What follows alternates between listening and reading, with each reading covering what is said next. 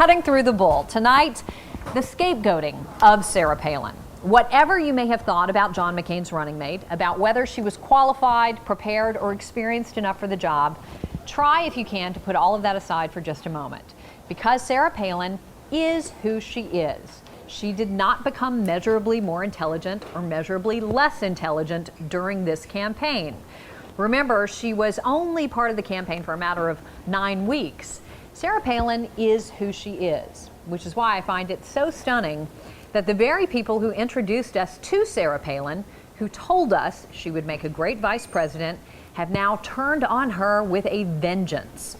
They are the top advisors to John McCain's failed campaign, and they are desperate right now to find someone to blame for their long list of mistakes. They have been launching grenades at Palin and her supporters. Some of their allegations we at CNN have found to be patently false. You will hear people say that this is always what happens with a losing campaign. And hopefully, frankly, this is the last time we're going to be talking about these people.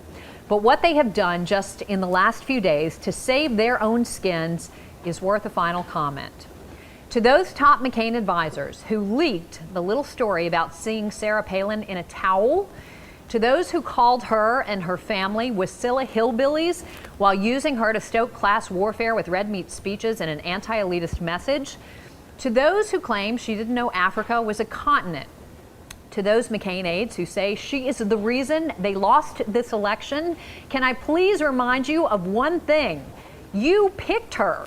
You are the ones who supposedly vetted her and then told the American people she was qualified for the job.